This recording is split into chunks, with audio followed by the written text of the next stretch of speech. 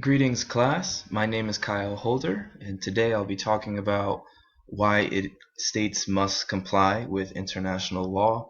The policy that I'll be focusing on for this presentation is the Iran deal, which I'm sure people have been hearing of given the current political climate in the United States. But let's dive in.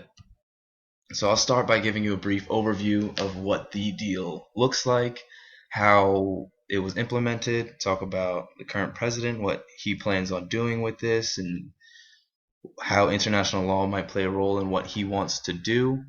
We're going to look into other parts of the United States and how specifically this affects them and things of that nature. And then we're going to talk about the UN and the role that they play. Okay, so the actual name of the deal that's commonly known as the Iran deal is the Joint Comprehensive Plan of Action. But for purposes of this presentation, we'll just refer to it as the plan, the deal, or the Iran deal. Signed July 14, 2015. P5 plus 1. P5 are the permanent members of the United Nations Security Council. The additional one is Germany, who's involved in this. This is also referred to here as the EU plus 3 for, I guess, obvious reasons. The European Union had a member actually sign in on this, so they have a role in the implementation of the deal as well. And so what it looks like is the international community placed sanctions on Iran after violating the Non-Proliferation Treaty, and these sanctions are to be lifted under the new Iran deal to allow economic freedom, stability, and this is in exchange that they change a bit of their nuclear program. The sanctions that restrict the nuclear weapons or them creating nuclear weapons have not been lifted for obvious reasons, but the deal allows Iran the ability to expand their international markets a lot more than it has before. And so the changes in their nuclear program that they have to abide by under the plan, so uranium, if it's enriched to a certain level, becomes more dangerous. So the enrichment of uranium in Iran cannot be enriched over 3.6%. I know that doesn't mean a lot to most of us in the political science world, but in the natural state, uranium's at 0.71%. Needs to be enriched to 5% for fuel for power reactors and almost 20% for research reactors. And because it cannot be enriched over 3.6%, this reduces the amount of problems we might see with this element. The use of plutonium will be closed for 10 years under this deal, so that's not an option that they are able to use. And in terms of reports, Iran must report to the International Atomic Energy Agency, and officials on site will ensure compliance. Iran will provide this agency with the information so that they can complete a thorough investigation into all possible military dimensions under current nuclear research, and in addition to all the future and past research.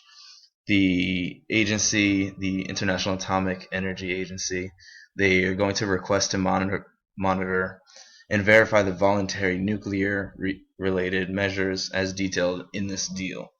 And that agency is also going to be required to provide regular updates to the UN Security Council. So the creation and implementation of this law, I guess, could be traced back to the 70s when the conflicts between the United States and Iran started after Iran seized the United States Embassy in Tehran, and this led to the first sanctions that were placed on Iran. And these sanctions, along with others, have been placed over time, and some have been moved, but the sanctions are usually used as leverage by Iran during negotiations, and that also includes this deal that we're talking about.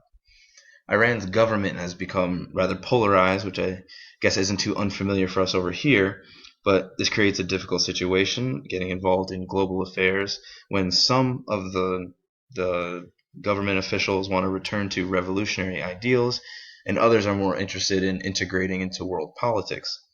While conservatives in the country are fearful that the deal will not bring the country up from this economic struggle, a lot of people in the country, I guess, they view this as a tremendous opportunity for economic growth.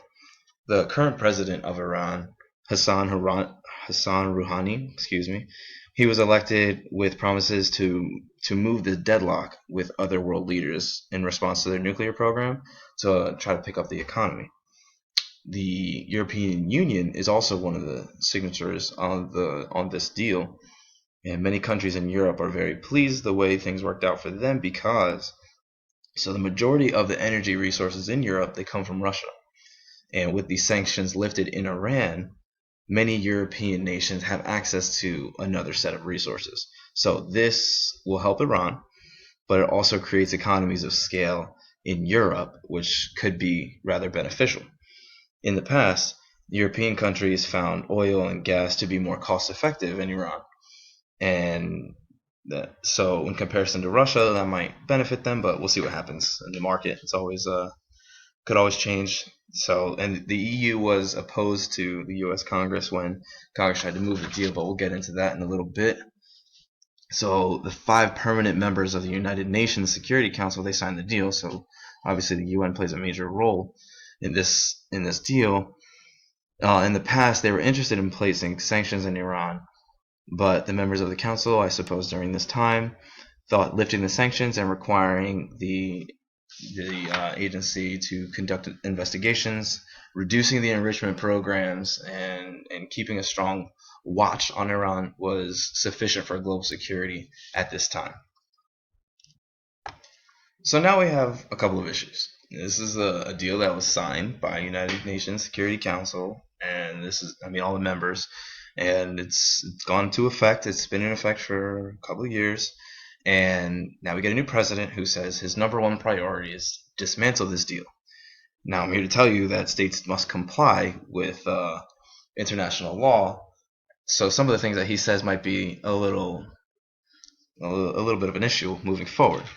His plan, this is pulled off of one of his speeches, is to stand up to Iran's aggressive push to dominate the region, dismantle Iran's global terror network, and enforce the terms of the previous deal. Now, when he said this was during the election. He did not lay out any specifics, but some of the issues was he said Iran is financing military forces throughout the Middle East, and it's absolutely incredible that we handed them over $150 billion to do even more toward the many horrible acts of terror. Now, of course, there are two sides to every story, and we can look at this from many different angles, and we know that during any negotiation, there are some things you have to give up, and there are some things that you're going to gain. But he just taking the deal away doesn't seem as though that's an option for us at this time, even though during his campaign he made it seem as though that was an option. Dismantling Iran's global terror network might be a little bit more challenging than most people expect. It just doesn't sound very easy to do.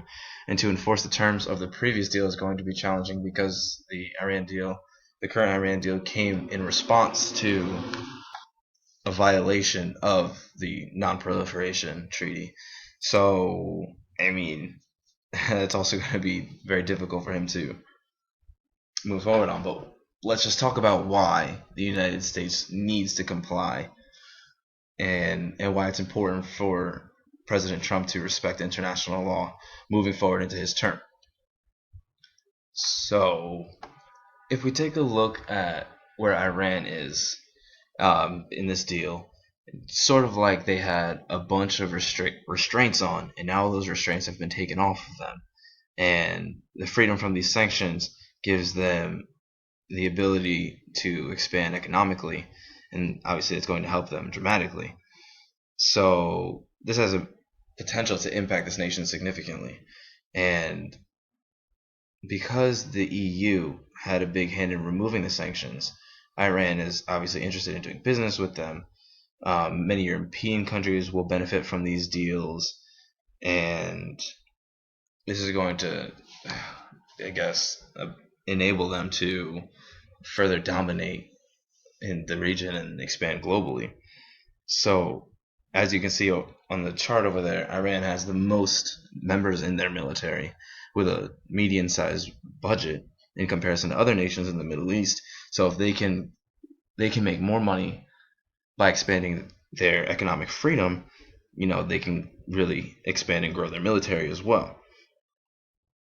So this gives them the ability to provide aid to other allies in the area and things of that nature. And we know that their allies aren't necessarily our allies in the United States.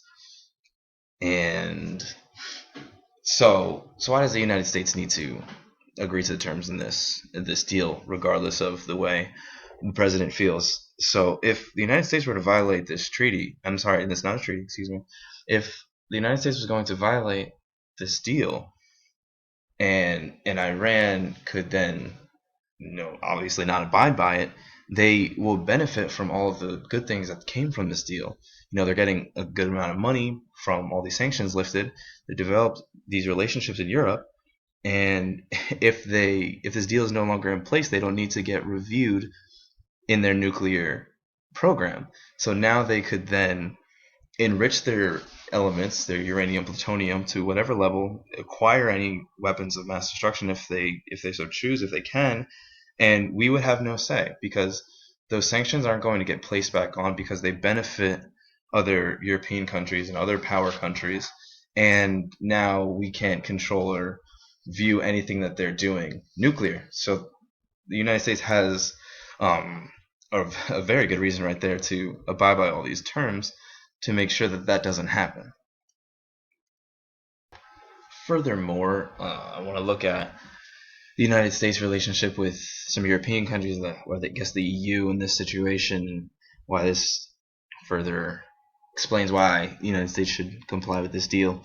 So both the United States and the European Union obviously want to neutralize Iran's nuclear capacity so that it doesn't become very harmful.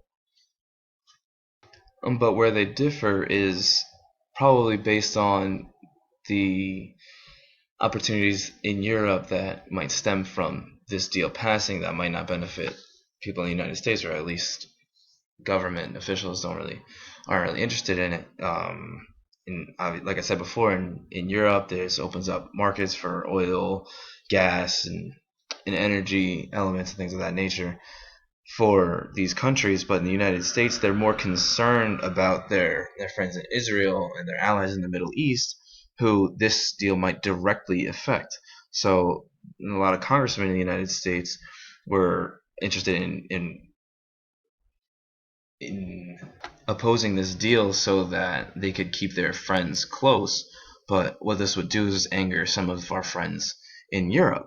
And so now that the deal is passed, there's not really anything United States officials can do, because if they went to violate this, then they would be stepping on a lot of toes and pissing a lot of people off, frankly, in the European Union and many of those countries. So, of course, negotiations in the beginning, the United States officials were looking out for Israel and other of our allies. But at this point, if they were to go and violate the deal, they would go and violate a lot of the trust and relationships that we have with the European Union, which would not help us economically. It wouldn't help us with security, things of that nature. So that's another reason that the United States needs to comply. So in conclusion, I just want to give an update off the UN's website. The Secretary General says that the implementation of this program, this policy, will reinforce all global non-proliferation norms, but the Secretary General has not received any report, and we know that's an issue because the International Atomic Energy Agency is supposed to report at least to the UN Security Council. So the UN Security Council needs to address that point, and they need to address some of these missiles that were also launched in Iran recently, which are a direct violation of this agreement. So those are things that we're looking to see that take place in the next couple of weeks, hopefully. I can't be certain, but we'll see and hopefully I'll keep you updated on that. But here's some of the sources that I used, and I hope you guys have a wonderful day. Thank you.